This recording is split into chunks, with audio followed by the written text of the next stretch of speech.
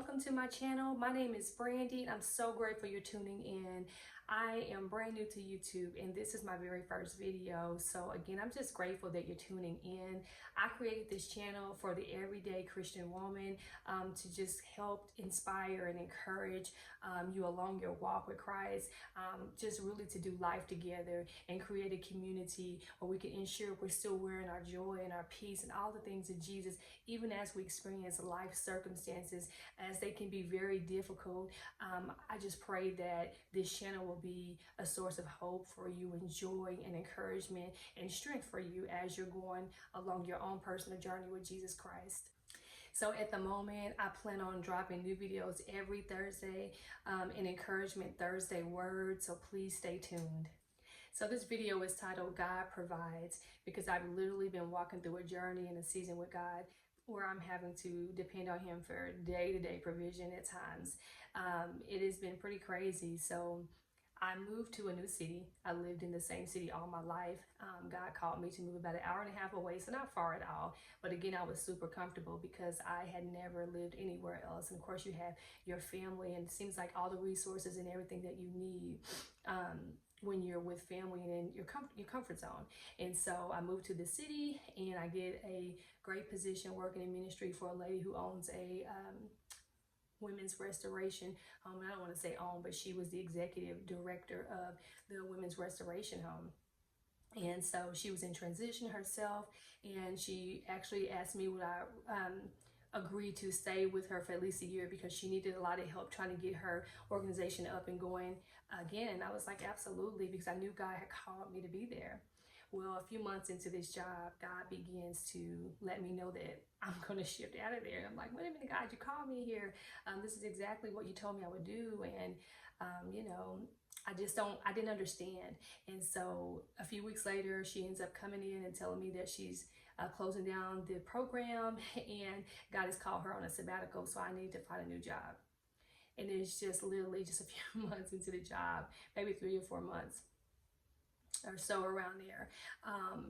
And so I left the job. You know, I didn't have a choice, of course. And God kept telling me He was going to provide and that everything was going to be okay. Now, I don't know about you guys, but I have never been in a situation where I have a whole household of bills and cannot pay. Now, I've had paychecks, you know, you're working and you have a paycheck, like, okay, God, can you stretch this a little bit? I've been in those situations, but I have never ever had a whole household full of bills and not have money to pay it because I don't have income coming in. So it literally put me into a position where I had to fast more, I had to pray more, I had to see God more, really see what His will was and what exactly was happening. I had credit cards, I had some cash, so for a few months I was okay, but that money left real quick.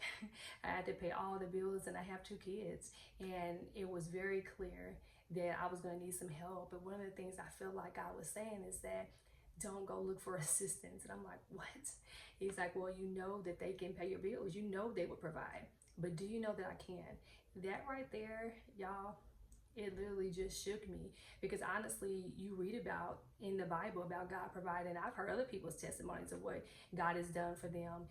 But me personally, I hadn't experienced that level of needing provision and needing to walk by faith in that way. And so I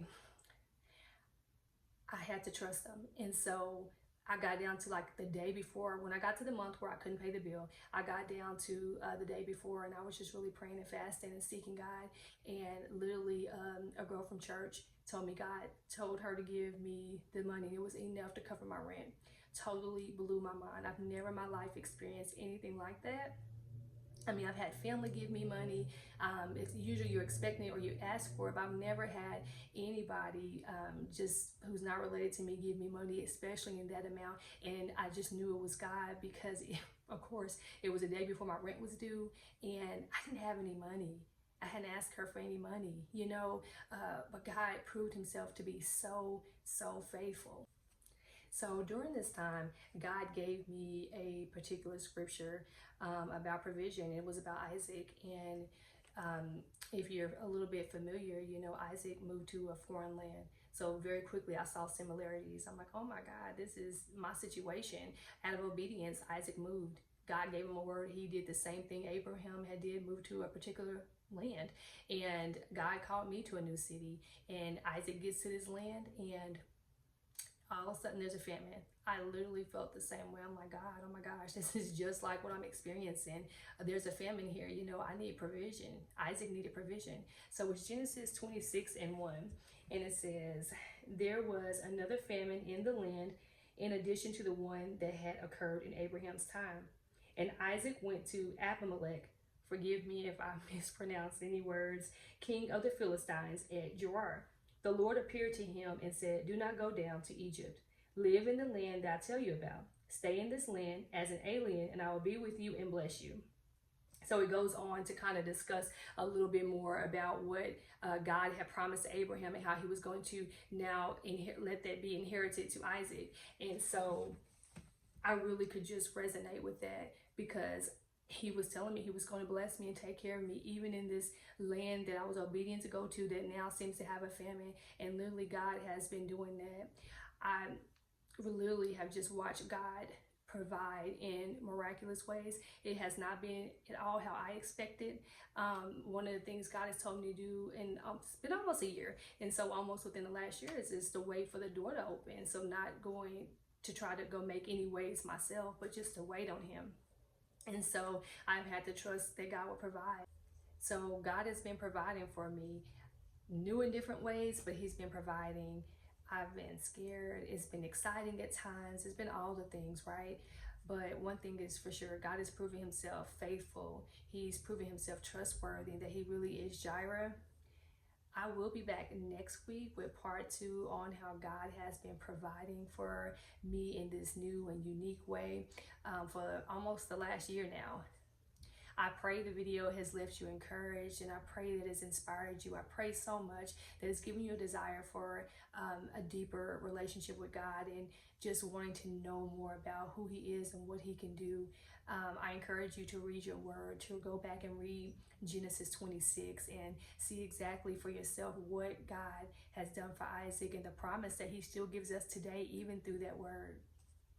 I'll be back next week. Until then, have a God week. You'll hear me say that a lot. Instead of saying have a good day or a good week, I'll say have a God day or have a God week. Have a God week, and I hope to have you tune in again.